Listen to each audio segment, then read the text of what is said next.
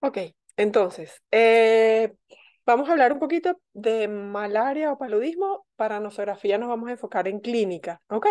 Que le sirve además de repaso para parasitología, pero en nosografía nos importa básicamente es signos y síntomas. Entonces, es una enfermedad infecciosa del hombre caracterizada por fiebre, escalofríos, anemia y hepatosplenomegalia, causada por un parásito del género Plasmodium, transmitida por mosquitos hembras del género Anopheles, ¿ok? Eso ya lo saben. La incidencia mundial es alta, particularmente en África, producida por Plasmodium falciparum y produce el Plasmodium falciparum, la mayoría de las muertes las produce en África, y esa mayoría de muertes ocurren en edad pediátrica o mujeres embarazadas. Eh, eh, Plasmodium falciparum, vemos que tiene.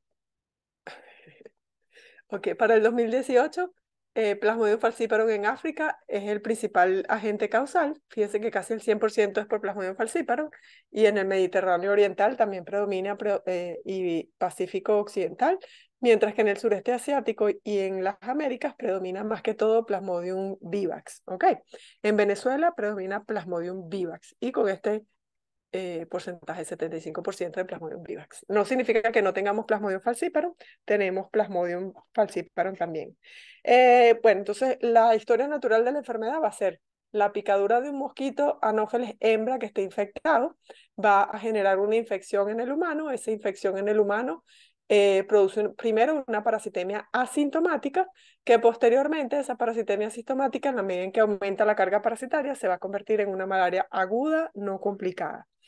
Si el paciente tiene, no, o sea, tiene factores condicionantes, va a pasar a ser una malaria severa, y si no los tiene, pues simplemente la malaria aguda no pasa de ahí, ¿ok?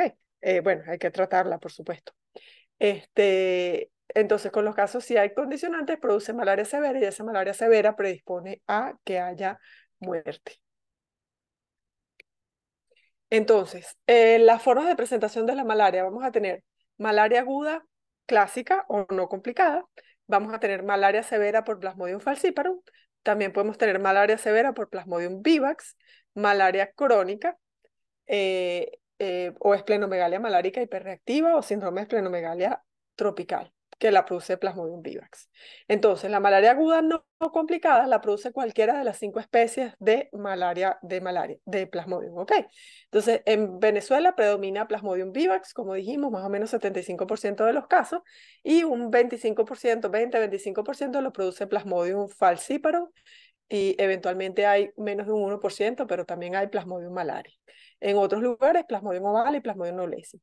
La malaria severa, por Plasmodium falciparum, los grupos susceptibles van a ser niños menores de 5 años, embarazadas, particularmente primigestas, pero en áreas hipoendémicas no solamente van a ser las primigestas, sino que van a estar en riesgo cualquier mujer embarazada, no importa si es el primero, segundo o tercer hijo. Cualquier persona no inmune, es decir, que no vive en un área endémica, también es susceptible a malaria severa por Plasmodium falciparum. Y por supuesto, los pacientes con VIH-Sida también son susceptibles a que haya mayor severidad y mayor mortalidad. En el caso de la malaria severa por Plasmodium vivax, las personas susceptibles van a ser pacientes con comorbilidades, es decir, que tengan afectaciones en los niños, desnutrición principalmente, y en los adultos, enfermedades cardiovasculares y algunas otras.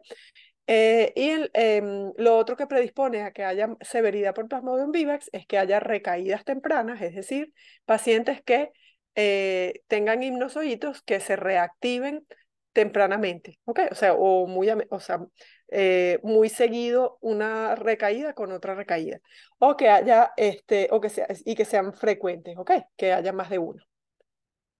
En el caso de la malaria crónica, ya dijimos que era en pacientes con infección por Plasmodium vivax que no fueron tratados o que tenían infecciones asintomáticas que se prolongan en el tiempo, y solo ocurre en personas de área endémica donde los pacientes estén tan acostumbrados a tener malaria que no hagan síntomas evidentes, sino que el sistema inmune les permita mantener la infección por largos periodos de tiempo. Vamos ahora con lo que es la malaria aguda o malaria no complicada o malaria clásica. Inicialmente hay signos y síntomas prodrómicos que son inespecíficos, o sea que no definen la enfermedad. El paciente al principio puede tener hiporexia, poliartralgias, mialgias y fiebre diaria, con o sin patrón. La presentación es irregular de la fiebre, con o sin escalofríos, que no nos permiten hacer diagnóstico de malaria. Para hacer diagnóstico de malaria necesito que el paciente ya tenga clínico, para sospecharlo, tenga lo que es un acceso malárico, que es un síndrome febril agudo siempre, que se presenta principalmente con esplenomegalia, pero esa esplenomegalia puede acompañarse también de hepatomegalia. ¿Ok? ¿Por qué? Porque el hígado también se acuerdan que puede hacer la función de filtración y que aumente de tamaño.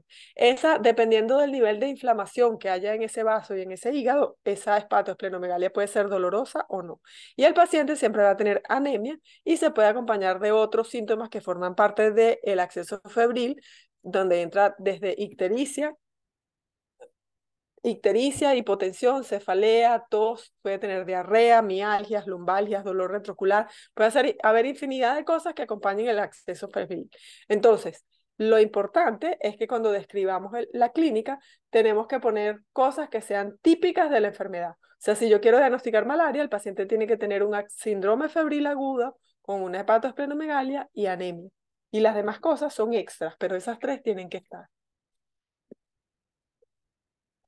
Ay,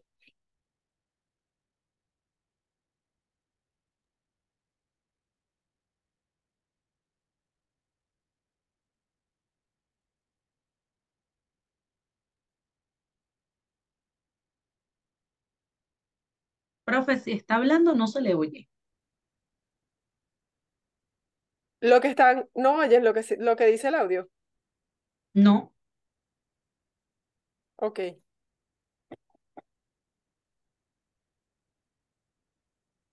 Dios, no puedo hablar sobre la otra. ¿Ustedes me oyen a mí solamente cuando estén hablando o me están oyendo dos veces? no, solamente la estamos oyendo a usted.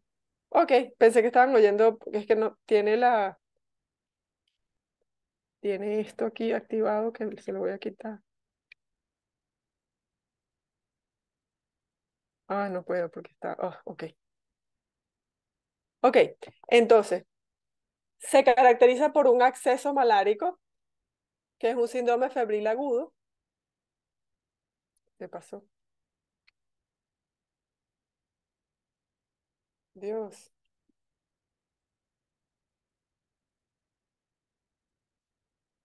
Tenemos el acceso malárico con un patrón característico dependiendo de la especie que esté infectando a la persona. Vamos a tener anemia, que vemos esta palidez que hay mucocutánea, y esplenomegalia, que es donde vamos a tener, ay Dios mío, no sé dónde está. Esplenomegalia, donde vemos una esplenomegalia importante. Ven, todo esto es el vaso aumentado de tamaño y que puede haber o no una hepatomegalia, pero que es mucho menos significativa. Podría haber ictericia, pero la ictericia no necesariamente forma parte de la clínica. Entonces vamos a tener las fases del acceso malárico. Dijimos que había una fase fría que se caracterizaba porque el paciente presentaba escalofríos, malestar general, cefalea, puede haber náuseas, vómitos, frío intenso, y lo particular es el castañeteo de los dientes y la piel de gallina, que son muy característicos, que forman parte de lo que es este escalofrío.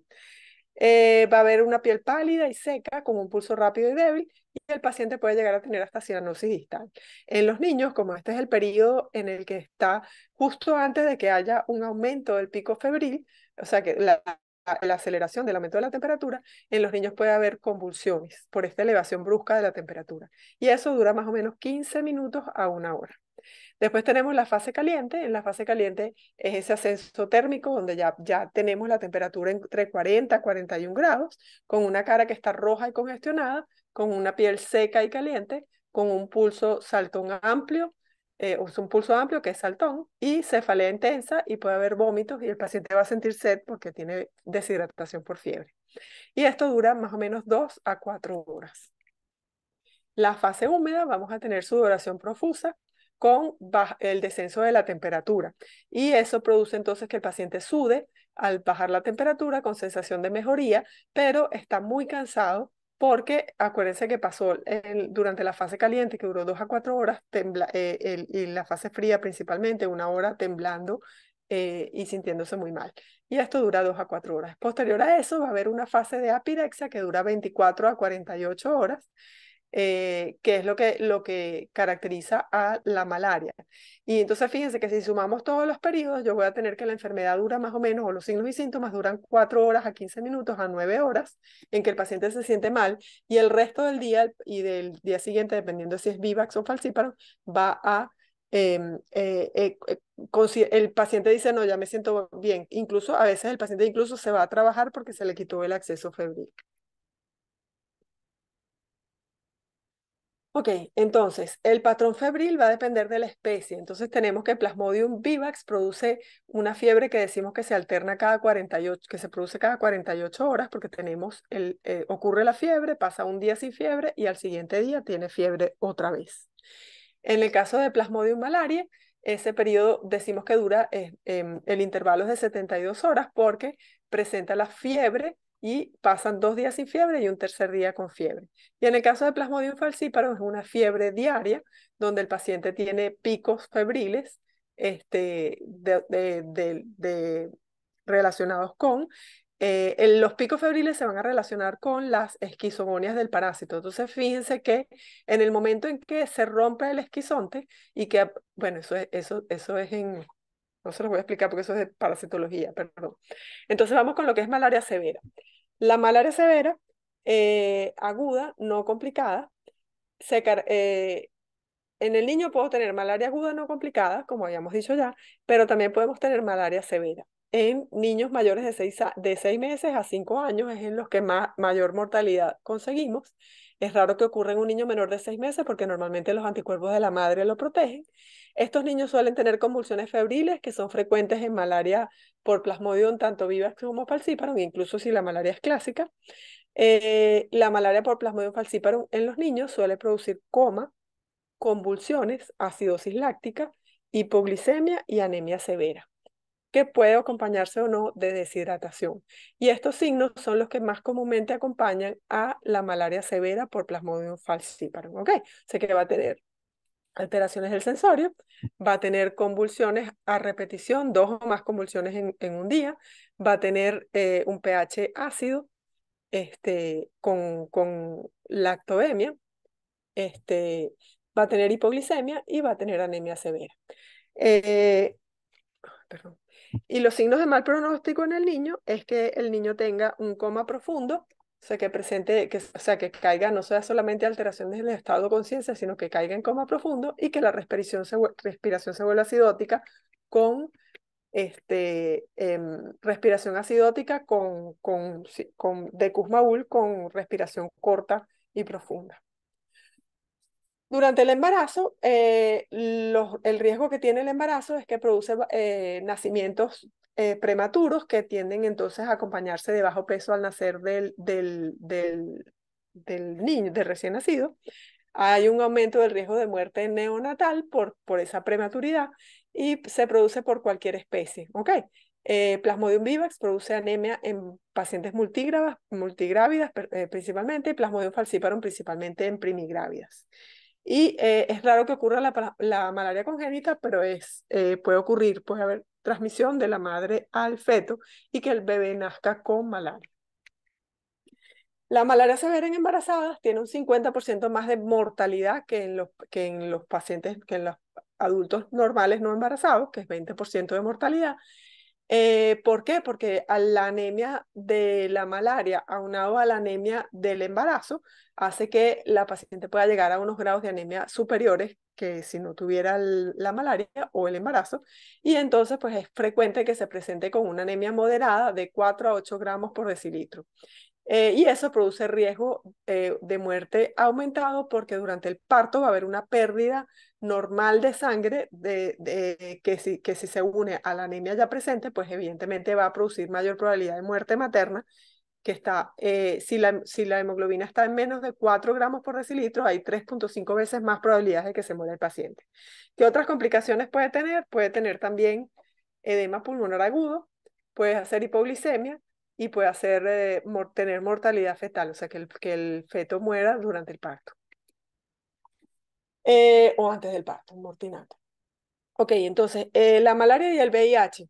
Si el paciente lo que tiene es VIH, en teoría no debería haber sino presentarse igual que un inmunocompetente, pero si el paciente además no tiene VIH, sino SIDA, es decir, que sus linfocitos TSD4 están por debajo de 200 linfocitos por centímetro cúbico, va a tener una mayor parasitemia, o sea, mayor carga parasitaria, va a haber una mayor probabilidad de enfermarse de malaria, es decir, de que haga clínica de malaria y de que esa malaria se haga severa.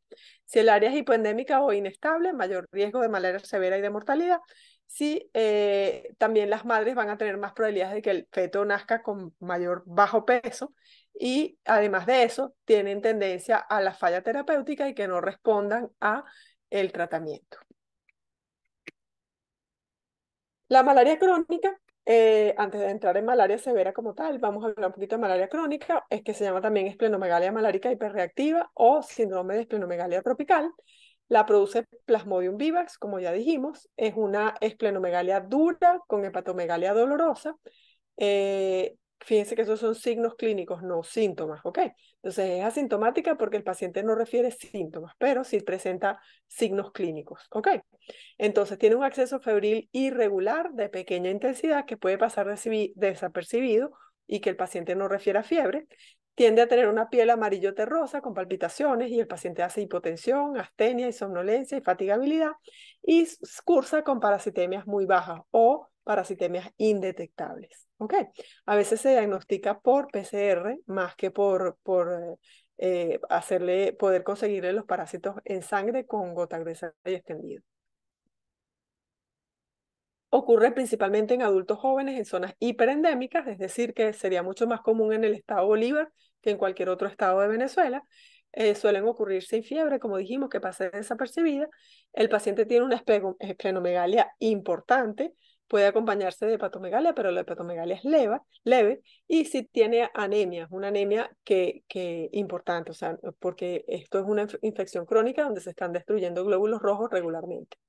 Hay elevación de las inmunoglobulinas con formación de complejos antígeno-anticuerpos. Va a haber una parasitemia difícil de detectar o no detectable. Responde bien al tratamiento, pero si no se le da tratamiento, tiene una mortalidad mayor al 30% en 6 años. ¿Ok?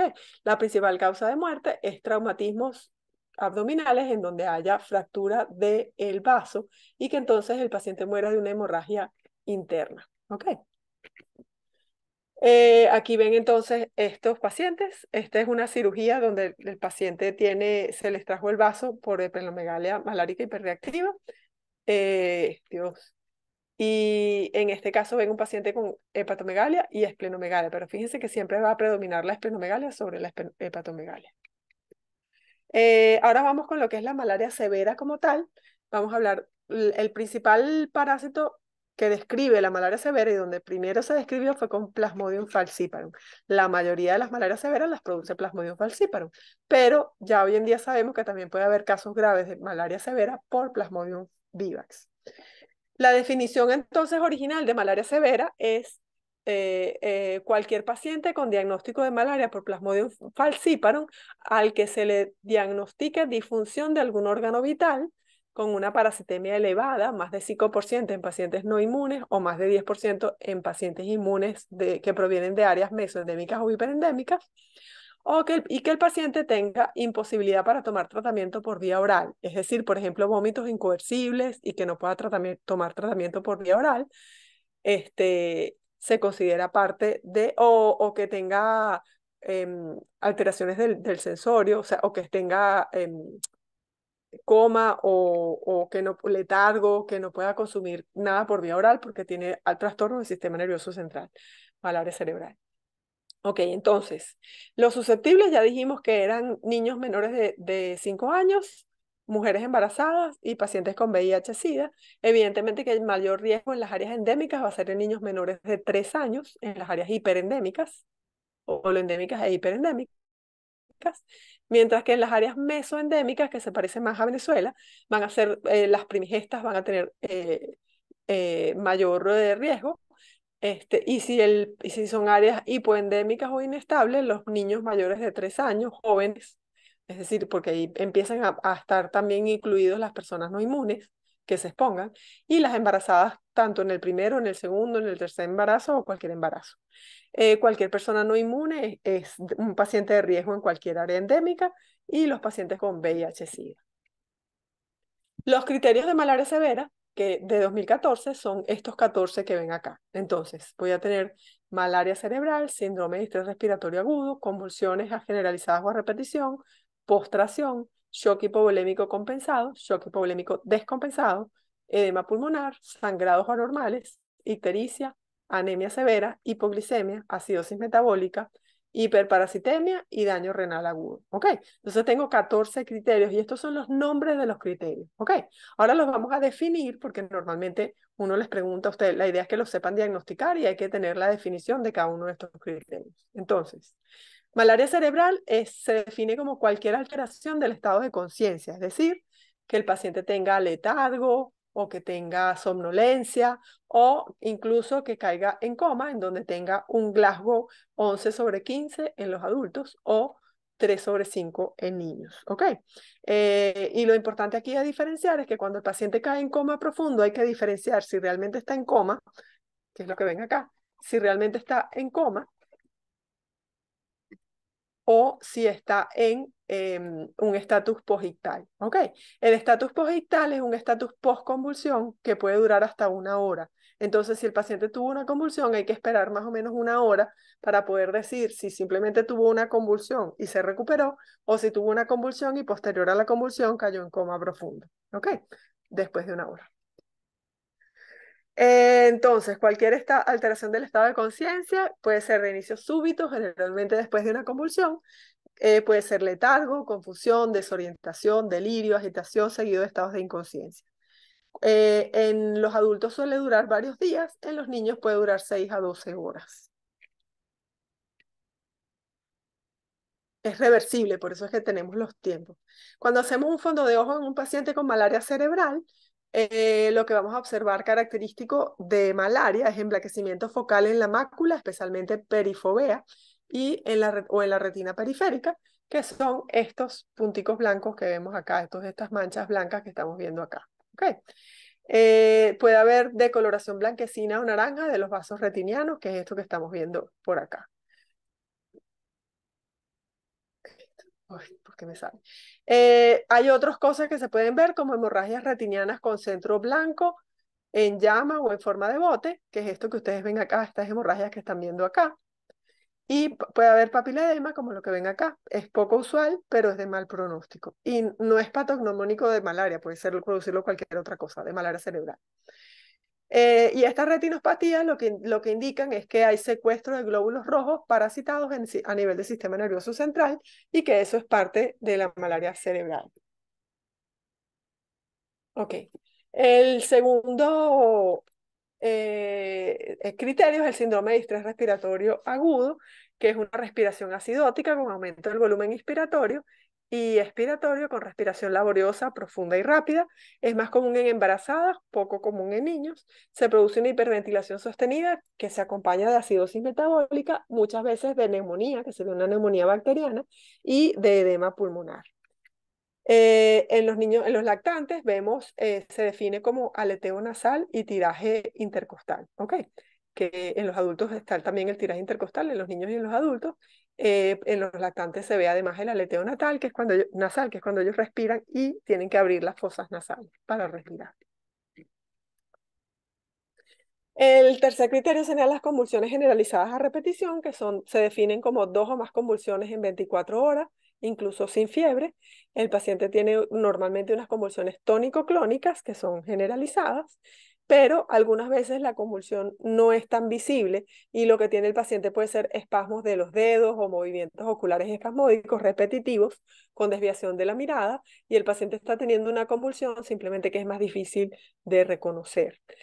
Puede ser aumento de la salivación o aumento del patrón respiratorio normal que se produzca como convulsión. También está el opistótono, que es mucho menos común, pero también puede estar presente, que son estas convulsiones, esta fase clónica severa o tónica, no sé si es tónica o clónica, pero es una contractura muscular muy severa, persistente, y cuando se presentan estas cosas, las secuelas pueden ser permanentes en un 10% de los niños y en un 3% de los adultos por hipoxia cerebral. El cuarto criterio es postración. La postración se debe a extrema debilidad y se define como imposibilidad para sentarse sin ayuda en adultos y niños mayores de 7 meses. Acuérdense que los niños menores de 7 meses no pueden sentarse solos, o sea que no se puede utilizar en menores de 7 meses. En los niños menores de 7 meses se utiliza como criterio la imposibilidad para alimentarse, con pérdida del reflejo de succión y por ende no maman, no succionan y no pueden ser alimentados, ¿ok? En los menores de 7 meses. El quinto criterio es shock hipovolémico compensado, que se diagnostica por disminución del tiempo de llenado capilar, ¿ok? Significa que cuando vemos el llenado capilar en la uña, dura más de 3 segundos. Y además, si palpamos los miembros y el cuerpo, vemos un gradiente de temperatura entre las piernas y la parte proximal del cuerpo, en donde mientras más distal esté la extremidad, está más frío que la parte central, que es el efecto compensatorio homeostático para que haya más sangre en los órganos y menos sangre en las extremidades. Esto puede acompañarse para decir que está compensado, no se acompaña de hipotensión, ¿ok? Y evidentemente que hay que rehidratar al paciente y que no sea por deshidratación, sino por el parásito, ¿ok? Si yo lo rehidrato y desaparece esto, el paciente no está en shock hipovolémico. El sexto criterio es el colapso circulatorio, pero ya descompensado, que es los síntomas anteriores que hablábamos del gradiente de temperatura y del aumento del llenado capilar que se observa en la uña, pero que se acompañe con hipotensión. Y el criterio es un menor de 80 miligramos de mercurio en el adulto y en el niño una presión sistólica menor de 70 milímetros de mercurio en niños entre 1 y 5 años, ¿ok? Mayores de 5 años vamos a utilizar el mismo criterio que los adultos. El sexto criterio es el colapso circulatorio o shock hipovolémico. Perdón, este es el mismo que estábamos describiendo antes. Es una hipotensión súbita que puede estar asociada a septicemia, o sea, que se acompaña el cuadro de septicemia. Tiene alta mortalidad. Raramente se produce gangrena periférica simétrica en los dedos de los pies por hipoxia debido a el parásito. El séptimo criterio es edema pulmonar, que se define como una frecuencia respiratoria mayor de 30 respiraciones por minuto, con una saturación de oxígeno menor de 92% a una temperatura ambiente. Y el paciente suele presentar sibilancias y crepitantes difusos, que son indicativos del edema pulmonar. Pues, por supuesto, además va a tener disnea, hipoxia, y esto es un criterio que debería diagnosticarse con unos rayos X de tórax, donde veamos el infiltrado pulmonar. El octavo criterio es sangrados anormales. El paciente puede tener gingivorragia o epistaxis o hemorragias gastrointestinales, superior o inferior. También puede haber hemorragia en el sitio de venopunción. Y el más extremo, que es poco frecuente, pero que podría llegar a pasar también, es coagulación intravascular diseminada a causa de la severidad del parásito. Es poco frecuente, pero puede ocurrir. El noveno criterio es bilirrubina. La bilirrubina no suele estar sola, sino acompañada de otros criterios, que vendría a ser un tinte ictérico en las escleras y en las superficies de las mucosas de la boca. Y el criterio se define porque debemos hacerle una bilirrubina en plasma, un examen de bilirrubina, y conseguir que el paciente tiene más de 3 gramos de bilirrubina. ¿Ok? Normalmente se acompaña de hiperparasitemia. Tiene que haber otro criterio. La ictericia sola no es un criterio de severidad. Tiene que haber hiperparasitemia para considerarlo un criterio. El décimo criterio es anemia severa, y la anemia severa la vamos a definir como la concentración de hemoglobina menor a 7 gramos por decilitro y hematocrito menor de 20% en los adultos, y en los niños una hemoglobina menor de 5 gramos por decilitro y el hematocrito menor de 15% en niños menores de 12 años. Si tiene más de 12 años, se utilizan los criterios del adulto. Normalmente esto se acompaña con un contagio de parásitos mayor a 10.000 por microlitro. El otro criterio es si yo, por ejemplo, el paciente pongan ustedes que tiene 8 gramos de hemoglobina, que no es una malaria, o sea, no cumple con el criterio de anemia severa, pero le repito el examen, vamos a poner que tenga 10, y le repito el examen al día siguiente, y al día siguiente ya no tiene 10, sino que tiene 8 gramos de hemoglobina, de hemoglobina por decilitro, esa pérdida de 2 gramos en un día ya también es un criterio de severidad, aunque esté pasando de 10 a 8, ¿ok? Y 8 todavía no cumple con el criterio que estamos viendo acá arriba. Entonces, eso significa que el paciente está perdiendo sangre, glóbulos rojos muy súbita, muy rápidamente, y eso predispone a muerte, ¿ok? Porque es como una hemorragia, particularmente muerte súbita y en los niños. Requiere hidratación, pero también requiere transfusiones sanguíneas para salvar a ese paciente. El 11º criterio es hipoglicemia, que es una glucosa por debajo de 40 miligramos por decilitro. Es más frecuente en niños la hipoglicemia que en adultos y en la mujer embarazada, ¿ok? Niños y mujer embarazada. Se agrava con el coma, la hipoglicemia agrava el coma. O sea que si yo tengo un paciente que tenga coma, debo corregir, ver si tiene hipoglicemia primero, y si lo que está causando el coma es la hipoglicemia, corregir la glicemia, y si el estado de conciencia no mejora, es porque tiene malaria cerebral, además de hipoglicemia. Y la glicemia hay que monitorearla frecuentemente porque la corregimos, pero como el parásito no se ha eliminado, puede caer en hipoglicemia nuevamente. ¿Ok? Anteriormente las malarias severas se trataban con quinina, y particularmente en embarazadas, y la quinina también es hipoglicemiante y producía aumento de esta hipoglicemia. Entonces, el tratamiento también afectaba y producía hipoglicemia. El criterio número 12 es acidosis metabólica. Se mide por la concentración de bicarbonato plasmático, que tenga menos de 15 milimolar por litro. También puede ser por un exceso de base con más de 8 equivalentes por litro, o hiperlactatoemia, o sea que el ácido láctico esté por encima de 5 milimolar. También se mide por el pH, o sea, el pH debería ser de 7.35, y si está por debajo, 7.5, y si está por debajo de 7.35 se considera acidosis. Esa acidosis metabólica cursa con distrés respiratorio normalmente, con una respiración acidótica, con un patrón respiratorio anormal, que suele ser una respiración de Kussmaul, por la acumulación de ácidos orgánicos, incluido el ácido láctico. Dijimos ya también que solía acompañarse de neumonía, o sea que hay que estar seguro de que el paciente no tenga neumonía, y con edema pulmonar, que era otro criterio.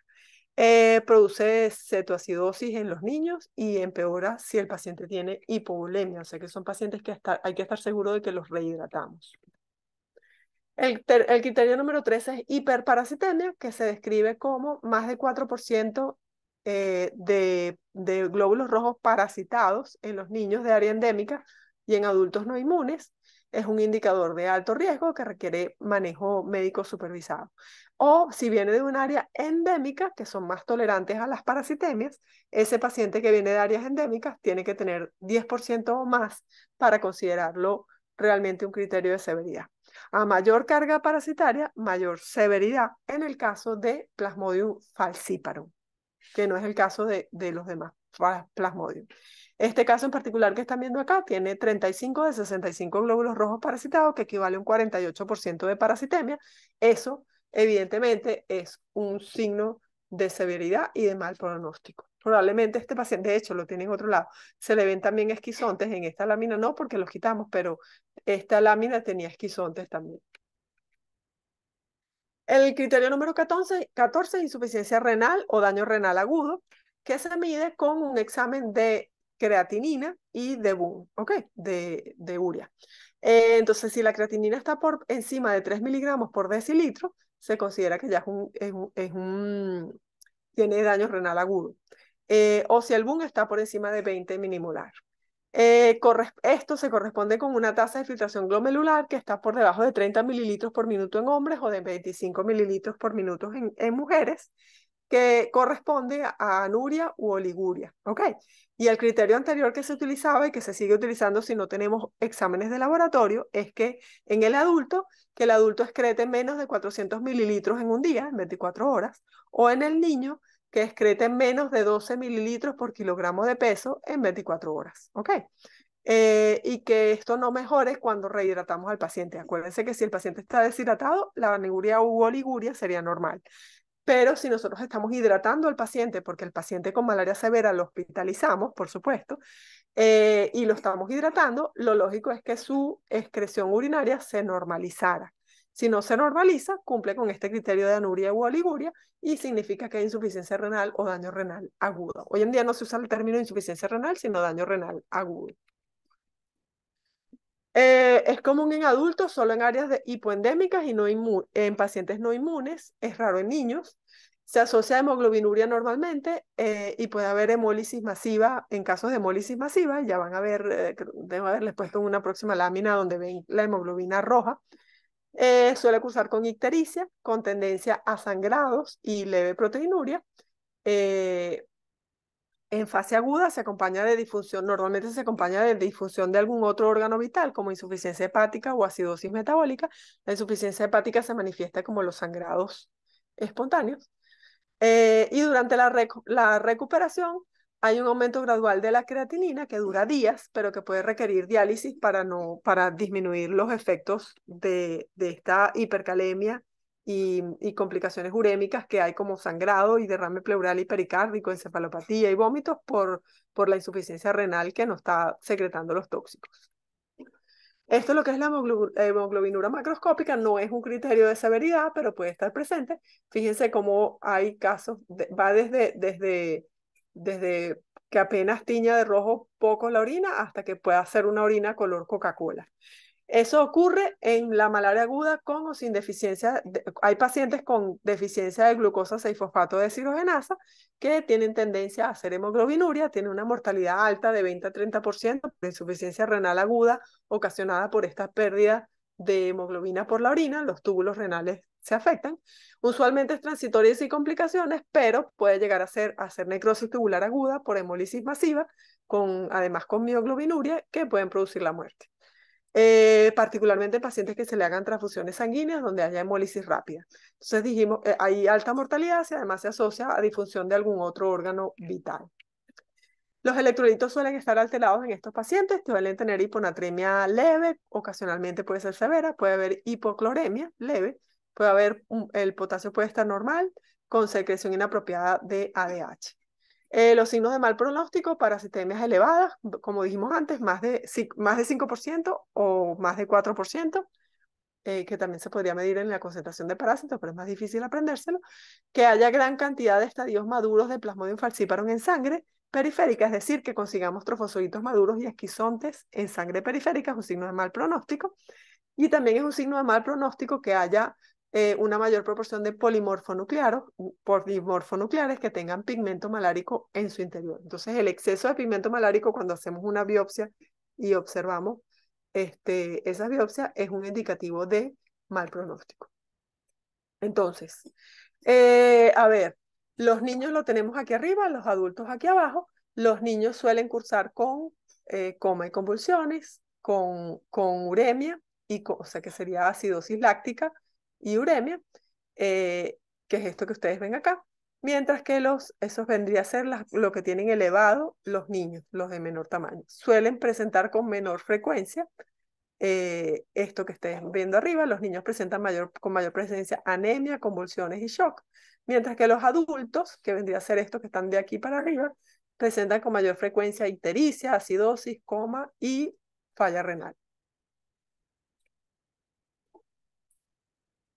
Vamos a ver ahorita un poquito lo que es la malaria severa por Plasmodium falciparum. La malaria severa por Plasmodium falciparum tiene los mismos criterios y tiene todo es igual que por Plasmodium vivax, perdón, falciparum. En el caso de Plasmodium vivax, la diferencia es que el diagnóstico va a ser Plasmodium vivax y descartamos que hubiera Plasmodium falciparum, ¿ok? Va a haber disfunción de un órgano vital, va a haber imposibilidad para tomar tratamiento por vía oral, porque puede haber también malaria cerebral y convulsiones, pero en el caso de Plasmodium vivax, no hay alta parasitemia nunca, ¿ok? Es más por una tormenta de citoquinas, todos los efectos secundarios, como el caso del COVID, y no por aumento de la parasitemia, ¿ok? La patogénesis, o sea, la patogenia es distinta. Entonces, los susceptibles van a ser personas en áreas endémicas si tienen que tengan los niños menores de 5 años por reinfecciones frecuentes, por recaídas tempranas y frecuentes, menor acceso a diagnóstico temprano y tratamiento y mayor prevalencia de comorbilidades. Entonces, en el caso de los niños, lo más común es que se acompañe de malnutrición o coinfecciones bacterianas como neumonía y que eso sea el factor predisponente para que haya malaria y gastroenteritis y que por eso haya malaria severa por Plasmodium falciparum. En el caso de los adultos suele haber complicaciones o que haya malaria complicada, malaria severa, si el paciente, en pacientes con EPOC, con enfisema, los pacientes diabéticos con ACVs hemorrágicos, con cirrosis descompensada o con insuficiencia cardíaca. ¿Ok? Entonces sería que se acompañe el cuadro de malaria por Plasmodium vivax con alguna de estas comorbilidades que hace entonces que Plasmodium vivax se convierta en severo y que pueda producir la muerte. Los criterios son los mismos, ya los hablamos. Lo que varía es el orden, ¿ok? En el caso de Plasmodium vivax, más común es que haya anemia severa que en Plasmodium falciparum. La insuficiencia respiratoria aguda o síndrome de distrés respiratorio del adulto, que ocurre normalmente post-tratamiento, es mucho más frecuente que, o sea, es de los criterios, estos dos son los más frecuentes, ¿ok? Anemia severa e insuficiencia respiratoria aguda. También puede haber los otros, también puede haber daño renal agudo, puede haber ruptura o infarto esplénico, que no lo teníamos en el anterior.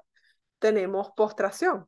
Y el resto de los criterios vendrían a ser disfunción multiorgánica, que vendrían a ser cualquiera de los órganos que habíamos visto antes en malaria severa, pero que sean muchos al mismo tiempo. Shock hipovolémico, ictericia, hipoglicemia, sangrados espontáneos, acidosis metabólica y malaria cerebral, que es menos común, pero puede ocurrir también. Y de los 14 que habíamos visto antes utilizamos estos 12 como criterios de malaria por Plasmodium vivax.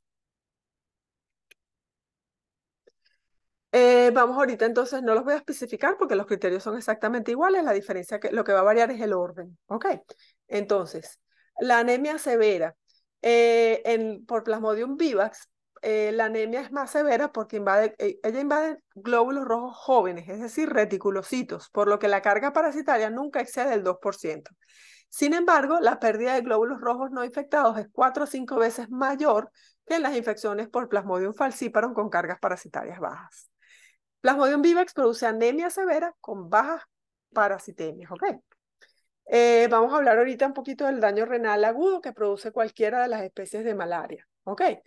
El daño renal agudo se puede deber a 3 causas. Puede ser por glomerulonefritis, puede ser por necrosis tubular aguda o puede ser por nefritis intersticial. Cualquiera de los 3 casos empeora si el paciente tiene vómitos, hiperpirexia, sudoración, porque todo eso favorece la deshidratación y la deshidratación hace que el riñón le cueste más trabajar porque no tiene orina o sea, va a tener más toxinas que orina, ¿ok? O más hemoglobina que eliminar, que se está botando, que orina. Y puede cronificarse con infecciones a repetición, en el caso de Plasmodium vivax particularmente. El daño renal agudo por malaria por Plasmodium falciparum suele ser lo que se produce principalmente es necrosis tubular aguda por hemoglobinuria macroscópica. ¿Ok? ¿Se acuerdan esas orinas que vimos que estaban oscuras? Esa excreción de hemoglobina me produce necrosis tubular aguda. Ahora, eso no significa que no pueda haber glomerulonefritis, síndrome nefrótico también en Plasmodium falciparum. Lo puede haber, pero es mucho menos frecuente. El toque renal produce alta mortalidad en los casos de Plasmodium falciparum. Hoy en día se utilizan nuevos biomarcadores, eso sabe más medicina interna que yo, pero se utiliza la lipocalina asociada a gelatinasa de neutrófilos y la molécula 1 asociada al daño renal, que es el KIM1, para hacer este diagnóstico. El daño renal agudo por Plasmodium malariae Plasmodium malariae no produce malaria severa, sin embargo, sí tiene un compromiso renal importante. Se produce un daño renal agudo o glomerulonopatía con depósitos de inmunocomplejos con proteinuria y microhematuria, o sea que es una glomerulopatía, ¿ok? Se produce glomerulonefritis. Y esa glomerulonefritis se acompaña de esmesangio capilar benigna. Eso produce una clínica de síndrome nefrótico con alguna infección. Puede haber una proteinuria transitoria sin deterioro de la función renal y aparece normalmente en la segunda o tercera semana de la infección. Y después hay otro cuadro clínico que es una glomerulonefritis de patrón severo que persiste el síndrome nefrótico con proteinuria, generando una glomerulonefritis mesangioproliferativa que es focal y progresa a esclerosis glomerular, que es el caso que vimos en el seminario de malaria, en donde el paciente posterior, o sea, ya no tiene malaria, pero tiene una esclerosis glomerular que le produce el daño renal, la secuela del daño renal. También puede presentarse como un síndrome nefrítico con microhematuria, hipertensión tardía en personas mayores y puede evolucionar a pesar de eliminar al parásito, causando daño renal crónico que se puede detectar años después de la infección primaria. Es raro, pero puede ocurrir.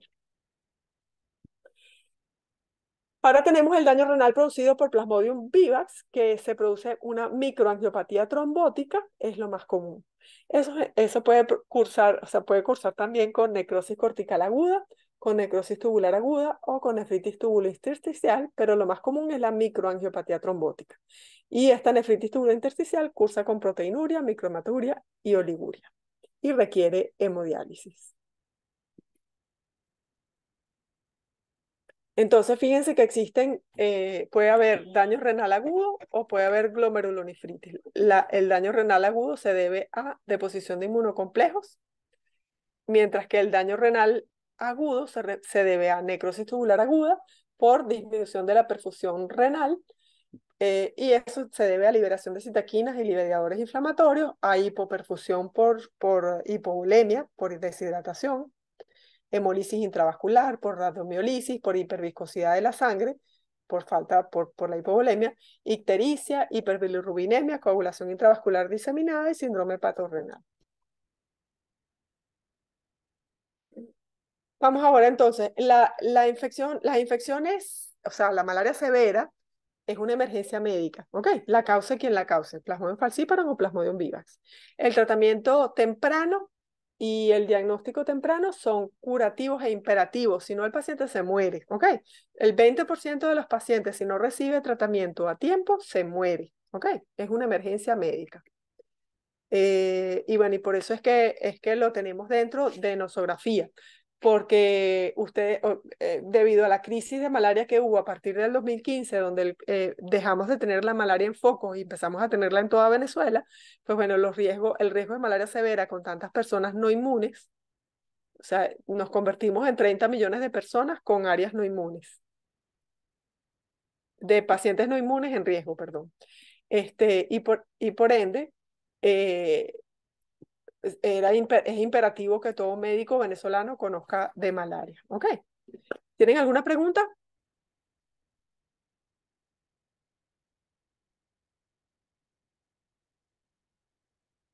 Hola chicos, ¿quedó alguien por ahí? Yo, lo que pasa es que no escuché qué dijo antes. Que si tienen alguna pregunta. No, no. Ok. Bueno, chévere chicos, entonces ya cumplimos con todas nuestras clases teóricas que teníamos de parásito y de nosografía. ¿Ok? Ok, Chévere. vale, Gracias a gracias. ustedes. Chao.